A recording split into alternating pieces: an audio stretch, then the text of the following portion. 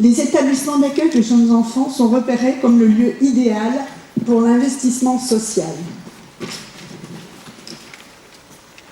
Il nous est demandé par nos organismes de tutelle d'accueillir les enfants pauvres, d'accueillir les enfants handicapés à besoins spécifiques, de nous ouvrir aux familles en difficulté d'emploi, de travailler aussi à une pédagogie qualifiée de haute qualité éducative pour aplanir les difficultés de ces enfants. Parce qu'investir dans la petite enfance permet d'avoir moins à réparer, à soutenir et équiper les individus à l'âge adulte. Parce que ça peut permettre à tous de travailler, de stimuler la croissance et l'emploi. Parce que agir sur les inégalités, dès la toute petite enfance, c'est aussi agir avant que ces inégalités se creusent.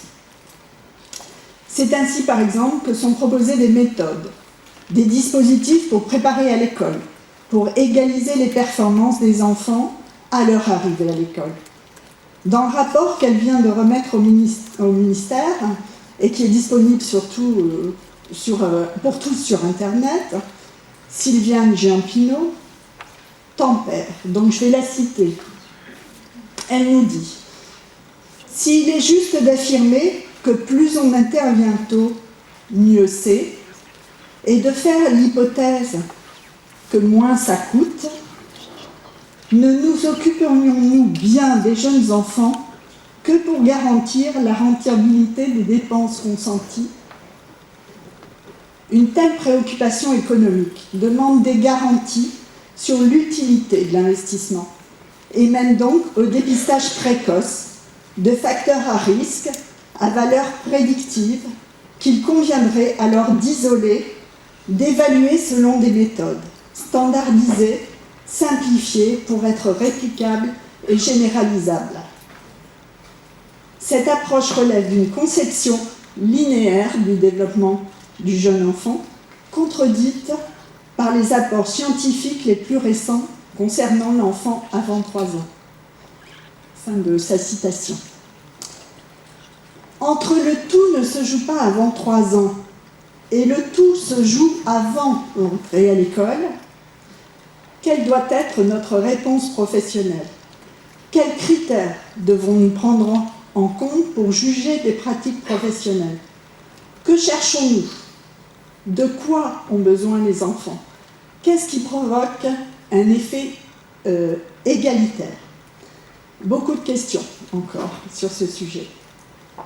Les axes définis par notre collectif dans son livre blanc recoupent les éléments du rapport de Sylviane Giampino. La qualité éducative liée à l'observation de l'enfant, la qualité éducative liée à la conviction de la globalité et de la singularité du développement de chaque enfant. La prévention prévenante, loin des prédictions, à partir des paliers d'acquisition. La nécessité de formation initiale et professionnelle continue des personnels en charge de ces enfants. Et l'alliance avec les parents, tous les parents.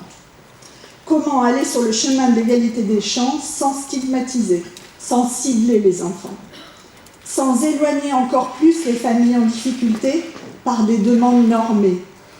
Faut-il ou non penser à une logique d'investissement social ? Que faut-il construire pour mieux vivre ensemble ? Aller vers plus d'égalité ? Lutter contre les inégalités ? Qu'est-ce que cela change dans nos modes de pensée, dans nos pratiques ? Toutes ces questions, nous les partageons avec le Furet, représenté aujourd'hui par Marie-Nicole Rubio, qui prendra la parole juste après moi, qui a le souci d'essaimer en France autour de ces pratiques. Et nous avons été heureux de l'associer à ce colloque et de pouvoir partager avec elle nos préoccupations. Je te passe la parole. Je suis ravie d'être avec vous aujourd'hui.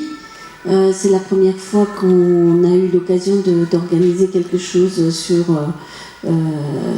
l'île dans le Nord.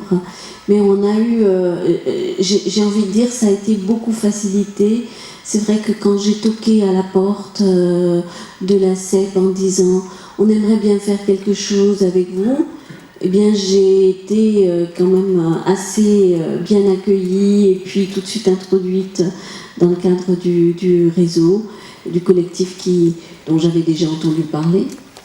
Et voilà, cette organisation a été vraiment très facilitée par l'existence de ce collectif qui a déjà des habitudes de travail, de fonctionnement, les décisions se prennent, on organise, ça va à une vitesse que j'avais parfois du mal à suivre. Voilà, donc l'efficacité remarquable de ce collectif, je tenais à la saluer. On organise des événements dans d'autres régions, et puis il y a des régions où il n'y a pas de collectif justement, où il faut tout créer de A à Z. C'est une autre aventure, c'est différent, mais voilà, ici c'était comme ça. Donc il y a quelques années, on s'est attelé à cette question des inégalités, et puis j'aurai l'occasion de vous présenter tout à l'heure une des productions qu'on a réalisées. C'est un point de départ, c'est certainement un point d'arrivée. C'est bien pour ça qu'on a souhaité que ça s'appelle chemin, vous voyez. Un chemin, l'horizon est encore bien loin, vous voyez. Mais puisqu'on est nombreux à marcher, on va y arriver loin. Hein, comme dit le proverbe africain, tout seul on va vite, mais quand on est nombreux, on va plus loin. Et je m'arrêterai là.